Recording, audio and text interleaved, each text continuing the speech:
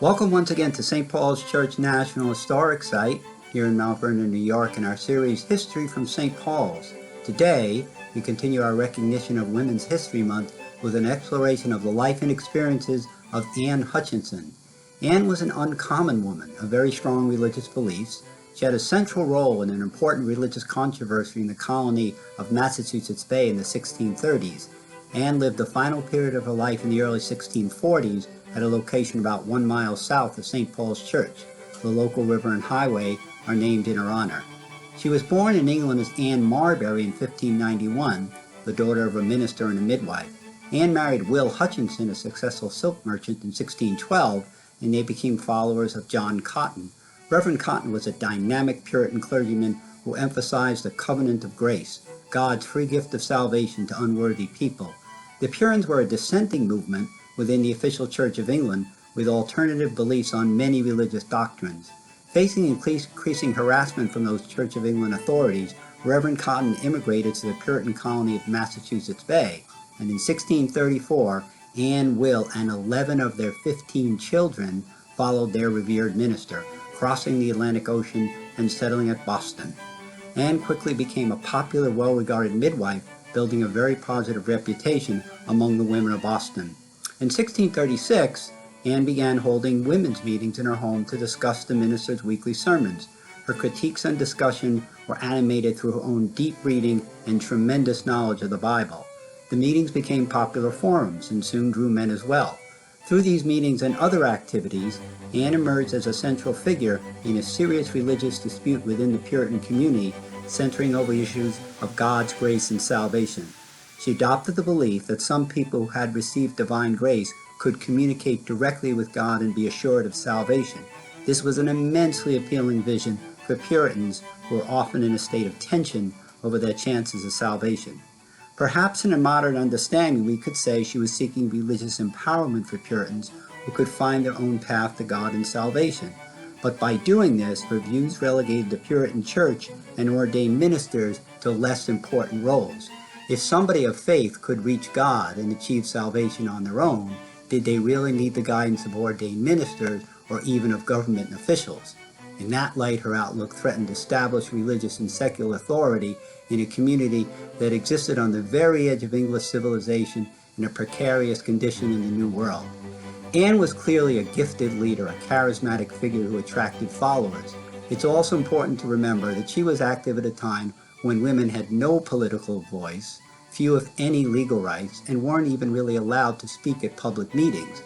These circumstances make her leadership even more unusual and were recognized by established authorities as subversive of contemporary gender roles. In what became known as the Antinomian Crisis or the Free Grace Controversy, the religious appeals of Anne and others in the Boston area were increasingly perceived as threats to the stability of the colony and its leaders.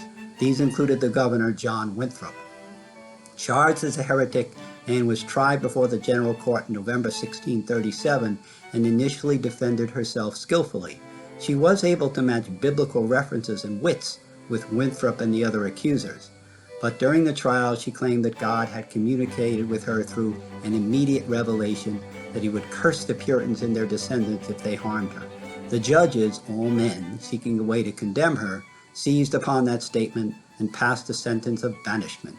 Following a house arrest and a second trial, Anne was excommunicated from the Puritan Church of Boston in March 1638. Along with her family and a small number of followers, Anne moved to the religiously tolerant colony of Rhode Island, but the Massachusetts authorities continued to harass her. Will Hutchinson died in 1641, and Anne and her party of 16 people, including several of her children, moved on. In the early spring of 1642, they reached what was then the Dutch colony of New Netherland, today's New York, settling near two friends, John Throckmorton and John Cornell, who were also religious exiles from Massachusetts Bay. The exact location of the Hutchinson homestead has never been determined, but it appears to have been along a stream since filled in at what is today the New England Thruway, Interstate 95 at Baychester Avenue in the northern Bronx, about 1 mile from this National Historic Site. She lived there for about 16 months. The timing of her residence near here was problematic and ultimately fatal.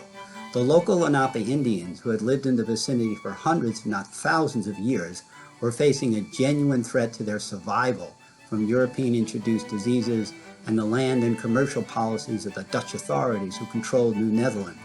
While Anne may have received some form of permission from the colony's officials to settle in the area, she had no such understanding with the Lenape.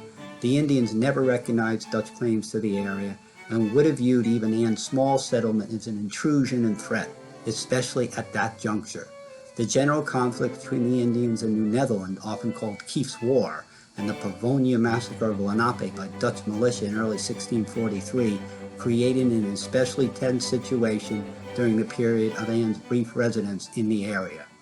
The Hutchinson party ignored warning by the local Lenape to abandon the settlement. Perhaps as people of faith, they were secure in religious belief that God would protect them. She may also have recalled favorable relations with the Indians in Massachusetts and Rhode Island, and she didn't really have many options on where else to go. In the summer of 1643, a Lenape war party attacked her home and killed all the settlers except for Anne's young daughter Susanna, who was carried off to live with the Lenape. Several years later, Susanna returned to Massachusetts. Anne's views in Odyssey endured as symbols of religious liberty and the importance of individual conscience. More than 20 years later, the group of families who founded a new town here initially called the area Hutchinsons. Early property boundaries referred to Hutchinson's Creek and Hutchinson's Meadow. The river the Lenape had called the Aquaconk was labeled as the Hutchinson River by the end of the 17th century. In the 20th century, the new state highway was named the Hutchinson River Parkway. In a broader historical context, Anne Hutchinson is endured as among the best known and most widely studied women in early America. Please join us again next week for more History from St. Paul's.